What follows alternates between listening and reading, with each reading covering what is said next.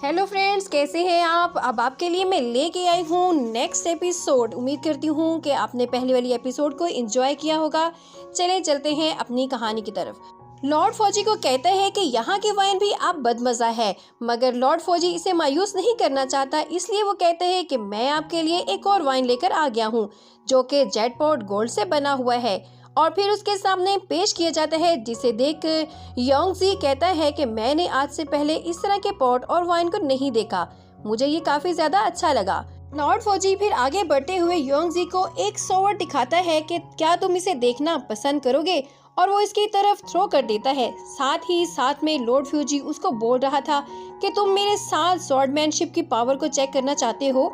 अचानक से वहाँ पर एक डांसिंग शो शुरू हो जाता है, जिसमें एक छोटी सी खूबसूरत सी बच्ची आगे आकर डांस करना शुरू कर देती है, जिसे देखकर योंगजी तो काफी ज्यादा हैरान हो जाता है कि ये लड़की कौन है। फ्यूजी लॉर्ड इसे बताते हैं कि ये लड़की अपने रिस्क की तलाश करती यहाँ चंगान आई हुई है और यहाँ डांस करके अपनी रोजी रोटी कमाती है। उधर उन दोनों को एक दूसरे को चैलेंज कर दिया था और दूसरी तरफ उस लड़की का डांस चल रहा था। फिर अचानक ये दोनों आगे बढ़ते हैं, एक दूसरे के साथ फाइट शुरू कर देते हैं। योंगजी और लॉर्ड फ्यूजी दोनों पूरा जोर लगाकर एक दूसरे को हराने में लगे हुए थे, लेकिन इनके तमाम मूव इतने ही ज्यादा खतरनाक थे कि नीचे खड़े तमाम लोग उनके मूव्स को देखकर हैरान रह गए थे। लेकिन दोनों ऊपर काफी देर तक एक दूसरे से लड़ते जा रहे थे और एक दूसरे पर हवाओं में उड़ते हुए चैलेंजेस भी कर रहे थे। साथ ही साथ लॉर्ड फ्यूजी अपने बर्ड को पावर का भी इस्तेमाल कर रहे थे। वो दोनों इस तरह अपने तमाम मूव्स का यूज करते हुए भरपूर लड़ रहे थे कि अचानक योंगजी देखता है कि वो डांसिंग गर्ल नीचे गिर गई थी, जो कि किसी चट्टान से टकरा गई थी, मगर वो जल्दी से आकर उसे बचा लेता है। योंगजी ने उसे कैच कर लिया था और उसकी जान बचा ली थी, और इसी लड़की का नाम लिu योंग था। मगर यहाँ पास में खड़ी लॉर्ड फ्यूजी उसे कहता है कि हमारे बहुत से मूव्स मिस हो गए हैं, जिसकी वजह से मैं कुछ परेशान हूँ। लेकिन योंगजी कहता है कि नहीं, परेशान होने की जरूरत बिल्कुल भी नहीं है, और वो आगे बढ़ते हुए उस चट्टानों को ही काट कर रख देता है और नीचे आते हुए उसे कहता है कि ए लड़की, क्या तुम ठीक हो। डांसिंग गर्ल और फिर योंगजी को बताती है कि मैं बिल्कुल ठीक हूँ, बस मेरी आंख में थोड़ी सी खराश है। वो लड़की इसे अपनी आंख दिखाते हुए बता रही थी कि इसी तरह के प्रॉब्लम मेरे साथ कई बार हो चुकी है और वो मेरी आंखों में ही कुछ प्रॉब्लम है, इसलिए मुझे इस तरह के मसाइल आते जाते हैं। योंगजी इस लड़की को देखकर काफी ज्यादा हर्ट हो गया था, क्योंकि इस लड़की को एक आई डिजीज था, इसलिए वो इसे आराम करने का बोल रहा था और वहाँ से चली जाती है। लॉर्ड फ्यूजी भी योंगजी से माजरत करते हुए कहता है कि मैंने इस लड़की की तमाम इलाज का अरेंजमेंट कर दी है, इसलिए आप परेशान ना हो। और इसके बाद वो उसे वाइन पेश करते हुए कहता है कि इसे भी आप एक्सेप्ट कर ली। अचानक से उन दोनों को खड़ा हुआ देखकर सारे लोग कह रहे थे कि हमने भी आप ही की तरह पोएम राइटिंग करनी है और हमें और भी वाइन पीनी है, इसलिए वो इसके करीब जाने लगे थे। फिर अगले सीन में हम देखते हैं कि फिर से प्रेजेंट का मंजर दिखाया जाता है, जहां पर योंगजी डिलाइन टेम्पल में पहुंच जाता है और सामने खड़ी प्रिंसेस उसे रोकने को कहती है, लेकिन वो रुकने वाला कहाँ था। सामने खड़ी लड़की उस पर हमला कर देती है, लेकिन वो अपने एस्केप टेक्निक का इस्तेमाल करके वहां से गायब हो जाता है। अब ये देखकर उसने उस लड़की को काफी परेशान कर दिया था, लेकिन वो लड़की वॉरियर भी वो हार नहीं मानती और बार बार योंगजी पर हमला करने लगती है। इसलिए योंगजी ने उसे उसी जगह पर कैद करके रिंग के अंदर बचा दिया था और वो उसी जगह से आगे जा रहा था। लेकिन वो लड़की अब भी उसे ललकारती हुई बोल रही थी कि कई दिनों से हमने तुम्हें देखा नहीं था, क्या तुम मुझे एग्जैक्टली बता सकते हो कि आखिर तुम्हारे साथ क्या मामला पेश आया, और तुम मुझे बताते क्यों नहीं। ये सुनकर वो आगे जाता जाता रुक जाता है और फिर इमोशनली अंदाज में बताता है कि कुछ दिन पहले की बात है कि मुझे अपनी फैमिली की तरफ से एक लेटर मौसूल हुआ, जो कि एक अनजान शख्स लेकर आया था, और फिर उस लेटर को देखने के बाद मुझे अंदाजा हो गया कि जिन ट्रेयर्स को वो मैंने हासिल करना था वो रियली काफी खूबसूरत है। फिर अचानक से फ्लैशबैक में हमें दिखाया जाता है कि योंगजी के पास एक शख्स भागता हुआ आकर उसे एक लेटर दे देता है और उनसे कहता है कि कुछ मूव्स हैं जिनको यूज करके आप सबको फतह कर सकते हैं। योंगजी को वाइन के मजे ले रहा था और लेटर दरअसल उसकी मॉम की तरफ से लिखा गया था। अगले ही पल में हमें इसकी मॉम को बैठे हुए लेटर राइट करते हुए दिखाया जाता है, जहां पर वो अपने बेटे के लिए लेटर लिख रही थी और वो उस लेटर में अपने बेटे योंगजी को लिख रही थी कि कई साल गुजर चुके हैं मगर तुम वापस नहीं आए और अब मैं चाहती हूँ कि तुम हमारे सिटी ब्रोकन मॉम सिटी में एक मर्तबा फिर से आ जाओ। यहाँ पर फिर से फेस्टिवल शुरू होने वाला है, इसलिए वो कुछ सोचे समझे बिना ही अपने घोड़े पर सवार होकर दिन रात मेहनत करके अपनी सिटी में वापस आ जाता है, जहाँ पर वो ये सफर कई मीलों का सफर तय करके आया था। इसलिए सफर के दौरान काफी मुश्किलात पेश आई थी, लेकिन वो फिर भी हार नहीं मानता और साथ में रातों के अंधेरों में जाते हुए डेजर्ट के दरमियान से भी उसे गुजरना पड़ गया था, क्योंकि ब्रोकन मून सिटी काफी दूर था। लेकिन खैर से अपने मॉम ने बुलाया था, तो इसलिए ना वो दिन देख रहा था और ना ही रात, बस सफर जारी रखता है, जिसमें अपने घोड़े पर सवार उसे डेजर्ट से भी गुजरना पड़ जाता है। फिर वो फाइनली अपने ब्रोकन मून सिटी पहुंच जाता है। सिटी में पहुंचकर वो देखता है कि उनका वो फेस्टिवल जोर और शोर से जारी था।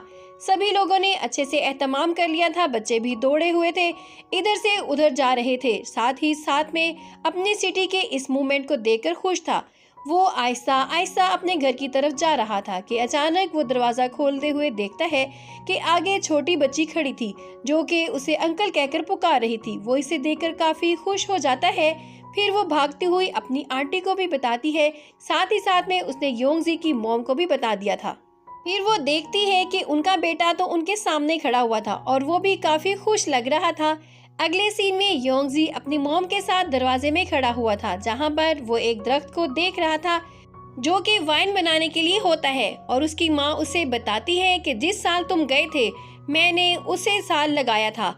योंगजी को उसकी मॉम अंदर लेकर आती है, तो मंजर देखकर उसे अंदाजा हो जाता है कि उसके फादर उससे कुछ नाराज थे। लेकिन खैर यहाँ पर वो अपनी मॉम को बताता है कि मेरे दोस्त ने मुझे एक खूबसूरत सा गिफ्ट दिया है। वो अपनी मॉम को एक बर्तन दिखाते हुए कहते हैं कि ये मुझे चंगयान में मेरे एक अच्छे से दोस्त ने दिया है, ताकि मैं वाइन के मजे ले सकूं। फिर वो और उसकी मॉम उसके फादर के पास आकर बैठ जाते हैं। फादर उसे काफी बुरी बुरी बातें सुनाते हुए कहता है कि क्या तुम्हें मालूम नहीं है कि मैं कितना ज्यादा मालदार हूँ और मैं इस सिटी का मालिक हूँ, और तुम बोल रही हो कि योंगचेंगजन सिटी ज्यादा खूबसूरत है। तुम ये भी बोल रही हो कि चेयोंगजेन सिटी ज्यादा दौलत मौजूद है। तो तुम्हें मालूम नहीं कि मैं ब्रोकन मून सिटी का मालिक हूँ, और क्या तुम्हें ये दौलत दिखाई नहीं देती? मगर फिर इसकी मॉम उसके फादर को रोकते हुए कहती है कि तुम अपने बेटे को ये सब क्यों बोल रहे हो? मगर उसका फादर गुस्सा होकर बोलता है कि क्या तुम जानते हो कि ब्रोकन मून सिटी में हमारा बहुत बड़ा कारोबार था, लेकिन उसके बाद सारा कारोबार तबाह हो गया। मगर उसकी मॉम फिर फादर को कहती है कि क्या तुम जानते हो कि चेंगयान सिटी में अपने लिए सोवर ढूंढने गया हुआ था ताकि वो दौलत कमा सके, क्योंकि हमारे सिटी में पहले से ही दौलत मौजूद है। योंगजी को अपने फादर की बातें सुनकर काफी गुस्सा आ रहा था, लेकिन उसने खुद को कंट्रोल करके रखा हुआ था। साथ उसके फादर को भी गुस्सा आ रहा था, मगर वो अपने बेटे को कुछ कह भी नहीं पा रहा था। फिर मॉम उनके सामने एक अच्छा सा वाइन रखती है। फिर उसका फादर कहता है कि बेटा क्या तुम जानते हो कि ये सिटी का सबसे बेस्ट और महंगा वाइन है? लेकिन वो तो अपने दोस्त के दिए हुए चेंगयान सिटी के जेटपॉट का वाइन ही पी रहा था, जिसे देखकर उसके फादर को और भी गुस्सा आने लगता है। लेकिन खैर वो अपने बेटे को इग्नोर कर देते हैं। वहीं उस सिटी में एक अच्छा सा फेस्टिवल भी चल रहा था, और अगले ही पल आतिशबाजी शुरू हो जाती है। तो वो लोग बाहर आकर देखते हैं कि तमाम लोग इस फेस्टिवल को खूब एंजॉय कर रहे होते हैं, लेकिन योंगजी कुछ थोड़ा सा परेशान था। इतने में वो सुनता है कि एक छोटा सा बच्चा अपने फादर को कह रहा था कि ये कौन सा फेस्टिवल है। इसका फादर उसे बताता है कि ये फ्लावर फेस्टिवल है, लेकिन योंगजी को मालूम था कि फ्लावर फेस्टिवल तो एक दिन पहले ही खत्म हो चुका था, तो ये कौन सा मौका चल रहा है। वो सोचने लगता है। फिर उसके हाथों से वाइन नीचे गिर जाता है, तो वो देखता है कि वो वाइन को छू नहीं पा रहा था। साथ ही साथ वो सारे लोगों को छूने लग जाता है, लेकिन वो वहाँ मौजूद किसी भी शख्स को छू नहीं पा। वो तो हवा में ही उड़ता चला जा रहा था। फाइनली अचानक से वो गिरता हुआ नीचे आने लगता है, और साथ वो हैरानी से सोच रहा था कि आखिर हमारे इस ब्रोकमोन सिटी को क्या हो गया है। और ये तो एक बिजनेस सिटी थी, यहाँ तो कारोबार अच्छे से चला करता था। इसके माइंड में बस ख्यालात थे, इमेजिनेशन चल रही थी, और वो नीचे भी आ रहा था। साथ ही उसे फ्लैशबैक्स में और भी बहुत सारे सीन नजर आ रहे थे, जिसमें उनकी सिटी मुकम्मल तौर से डिस्ट्रॉय हो चुकी थी। जैसे ही वो ख्यालों की दुनिया से बाहर निकलकर नीचे गिरता है, तो मालूम होता है कि हमें 4 दिन पहले का मंजर दिखाया जा रहा था, और यहाँ पर उनकी सिटी मुकम्मल तबाह हो चुकी थी। योंगजी ये कहानी इस टेम्पल की एक लड़की तो सुना रहा था, जिस पर उसने डिलाइट टेम्पल में हमला किया था, और हमले की वजह भी यही थी कि उन्होंने उसके सारे सिटी को मुकम्मल तौर पर तबाह कर दिया था। फिर 4 दिन पहले के मंजर में हमें दिखाया गया था कि योंगजी अपने सिटी में भागता हुआ जा रहा था, लेकिन उसकी तो डिस्ट्रॉय हो चुकी थी और वो इर्द गिर्द अपने डैड मॉम को तलाश कर रहा था। योंगजी आगे बढ़ते हुए अपने सिटी का फ्लैग देख लेता है जो कि नीचे गिरा हुआ था, मतलब उनकी सिटी को शिकस्त हो चुकी थी। आगे बढ़ते हुए और सिटी के और भी खराब हालात को देखता है, जिससे वो आग बगोला हो जाता है। अगले सीन में हमें प्रेजेंट का मंजर दिखाया जाता है, जहां वो डिलाइट टेम्पल में धीरे धीरे आगे चला जा रहा था और उसके सामने काफी ज्यादा सोल्जर्स खड़े थे, मगर वो उससे डरते हुए भी अब पीछे हट रहे थे। योंगजी उनको एक ही अटैक से खत्म कर देता है। तो योंगजी ने जैसे ही इन सारे सोल्जर्स को खत्म कर दिया था, तो वहाँ और भी बहुत सारे सोल्जर्स आ जाते हैं, जिनके साथ उसका छोटा कजन भी था और उन लोगों ने इसे किडनैप किया हुआ था। योंगजी उसे देखकर काफी इमोशनल हो गया और उनसे पूछता है आखिर वहाँ पर क्या हुआ था। तो वो बच्चा उसे सारी तफसील बता देता है कि आखिरकार हमारी ब्रोकमोन सिटी के साथ क्या हुआ था। वो बच्चा उसे बताता है कि जिस दिन फ्लावर फेस्टिवल मुनअकिद हुआ था, तो उस दिन मुझे सुराही पर बिठाया गया था ताकि मैं आपको वेलकम कर सकूं और सिटी के अंदर लेकर चला जाऊं, लेकिन अचानक से वहां पर आसमान गरजने लगा और अंधेरा होने की वजह से मैं अपने ब्रोकमोन सिटी आ गया। लेकिन जैसे ही मैं पहुंचा तो वहां पर सब कुछ डिस्ट्रॉय हो चुका था, हर चीज कांच की तरह उड़ रही थी। तभी मैंने देखा कि वहां पर सब कुछ खत्म हो चुका था। ये सब बातें सुनकर तो योंगजी को काफी गुस्सा आ रहा था और उसे ख्याल आता है कि मुझे पहले ही पहुंच जाना चाहिए था, मैं एक दिन लेट हो गया था। वो बहुत गुस्से में था। अचानक से उसे डिलाइट टेम्पल की प्रिंसेस दिखाई देती है, जो उसे कहती है कि तुम्हारी ब्रोकमोन सिटी अब हमारी सिटी का हिस्सा है। योंगजी गुस्से से उस पर एक स्लैश अटैक कर देता है, लेकिन उस स्लैश अटैक का पर कुछ भी असर नहीं होता और वो सामने आते हुए उससे बोल रही थी कि जब तुम कुछ कर नहीं सकते तो दूसरों पर भी इसका इल्जाम ना लगाया करो, बल्कि खुद बहादुर बन के दिखाओ। इसके बाद वो योंगजी को छोड़ देते हैं। योंगजी वहाँ से आते हुए ये बोल रहा था कि पहले मैंने दूसरे लोगों पर उंगली उठाई और दूसरे लोगों को बुरा भला और गलत समझा। योंगजी खुद को इसलिए ब्लेम कर रहा था क्योंकि जो इसको उस दिन लेटर मिला था, उसने उस लेटर्स को पढ़े बगैर पास रखा और पूरे 2 दिन बाद पढ़ा था। अगर वो उस दिन ही इस लेटर को ओपन कर लेता तो आज उसकी फैमिली के साथ ये ना हुआ होता और वो अपनी फैमिली की जान बचा चुका होता। अगले सीन में हमें फिर से योंगजी को दिखाया जाता है, जो कि उसी शेंगयोन प्लेस में परेशान बैठा हुआ था और उसके पास वही लड़की भी मौजूद थी।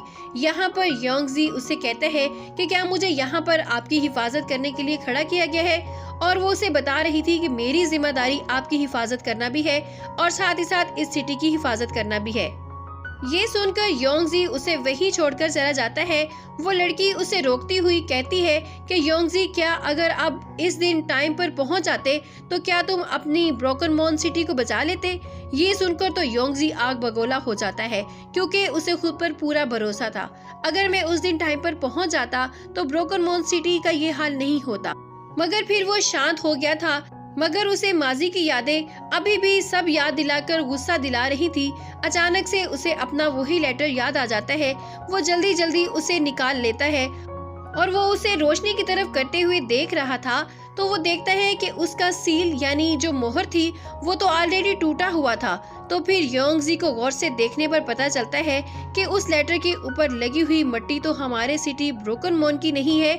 इसलिए वो जल्दी से अपने दोस्त लॉर्ड फ्योजी के पास आके उसे कहता है कि मुझे इसकी इन्वेस्टिगेशन करनी है, और वो जांच शुरू भी कर देता है। वो दोनों इन्वेस्टिगेशन कर ही रहे थे कि अचानक से वहाँ पर वही डांसिंग गर्ल जिसका इलाज जारी था, और वो देखते हैं कि उसकी आंखें तकरीबन बिल्कुल ही सही हो चुकी थी। अचानक से जाओ रोंग वहाँ आ जाता है। डांसिंग गर्ल फिर जाओ रोंग का शुक्रिया अदा करती है खुशी खुशी और कहती है कि ये सब आप ही की वजह से हुआ है कि आपने हमारे लिए डॉक्टर का बंदोबस्त किया और मेरी आंखें अब बिल्कुल ठीक हो चुकी हैं। योंगजी अपने पास बैठे लॉर्ड फ्योजी से कहता है कि अब हमें क्या करना चाहिए, क्या हमें इन लिस्ट को ढूंढना चाहिए जिन दिनों ये आया हुआ था। तो वो दोनों वहां से निकल जाते हैं ताकि वो इस लिस्ट को ढूंढ सके और जान सके कि ये लेटर कहां से आया था। योंगजी दिन रात की परवाह न करते हुए दर दर जाता है, क्योंकि वो ये मालूम करना चाहता था कि आखिर ये लेटर आया कहां से था और आखिर इसे ओपन किसने किया होगा। इर्द गिर्द हर शख्स फेस्टिवल को एंजॉय कर रहा था। बूढ़े बच्चे सब खुश थे और इनका ये एक सालाना फेस्टिवल था। लेकिन हम सिर्फ और सिर्फ योंगजी को देखते हैं, जो कि इस लेटर के लिए परेशान था और मारा मारा फिर रहा था। योंगजी सिर्फ ये मालूम करना चाहता था कि ये आखिर सब कुछ किसने मेरे साथ किया होगा। फिर वो आगे जाकर प्लानिंग करके उन जगहों को मुकम्मल डिस्ट्रॉय कर देगा और फिर वो उनसे जरूर बदला लेगा। ये फेस्टिवल हर साल सिर्फ 9 मार्च को ही मुनक्किद किया जाता है, लेकिन इस फेस्टिवल में योंगजी का सपोर्ट करने वाला सिर्फ लॉर्ड फ्यूजी ही था, जो उसके कंधे पर हाथ रखकर कहता है कि तुम्हें हौसला करना होगा। हर शख्स खुशी से झूम रहा था और वो अपने प्यारों को याद करने के लिए चैंग्योन जला रहा था और उन्हें हवा में छोड़ते हुए उन्हें बेस्ट विशेस दे रहा था। ये सब कुछ लॉर्ड फ्यूजी उसे बता रहा था। साथ ही साथ लॉर्ड फ्यूजी उसे एक और चैंग्योन लेकर आ गया था और उसे कहता है कि हमें भी इसे जलाकर छोड़ देना चाहिए अपनी बेस्ट विशेस के लिए। लेकिन योंगजी उसे कहता है कि मैं अपने बदले की आग में जल रहा हूँ। ना तो मुझ में पोएट्री लिखी जा रही है तो ना मुझसे वाइन अच्छी लग रही है। हालांकि हम देखते हैं कि योंगजी तो वाइन को काफी पसंद करता था, तो वो इससे कहता है कि फिर मैं अपनी पावर्स को बढ़ाकर स्लोट की पावर को अचीव करूंगा। इसके साथ ही हमारा एपिसोड का एंड होता है। लेकिन अभी तक आपने हमारे चैनल को सब्सक्राइब नहीं किया, हमारे चैनल को सब्सक्राइब करें। नेक्स्ट लेके आऊंगी आपके लिए इससे भी मजे की एपिसोड।